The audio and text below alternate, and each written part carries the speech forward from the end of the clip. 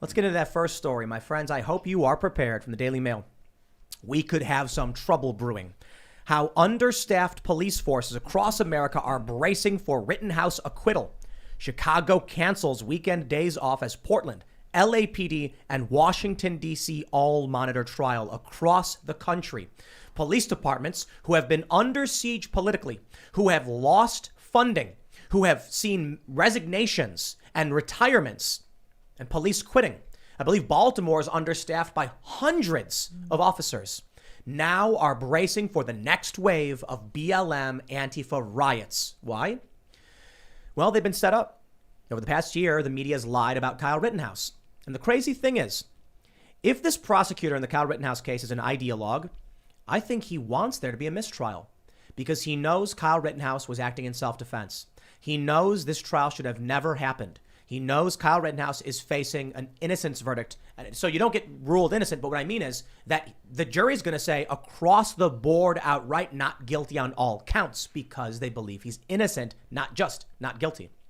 So what's the best thing an ideologue who wants rioting can do? Sabotage the trial to such a degree that forces the judge to issue a mistrial. So the mainstream media and establishment narrative becomes there was no justice. Kyle Rittenhouse got away with it.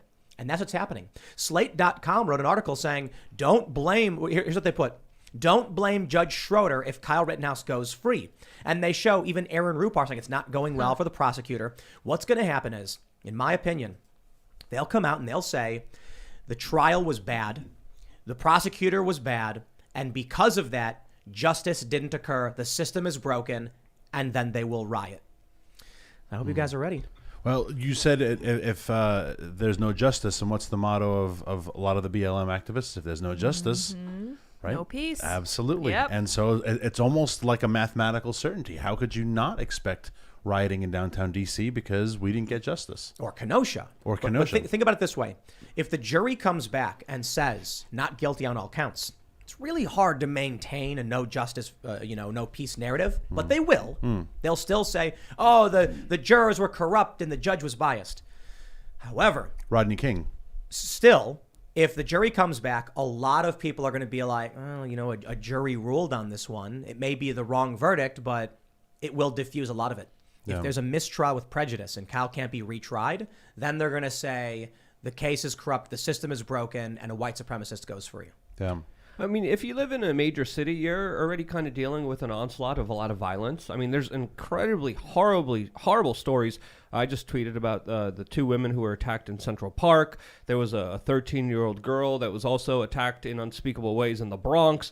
So if you're living in like New York City, you are already dealing with an onslaught of a huge major crime wave. In Seattle, government officials just had to hire security guards so they could be walked to the ferry. Mayor de Blasio is ducking questions about Black Lives Matter, talking about how they're going to riot.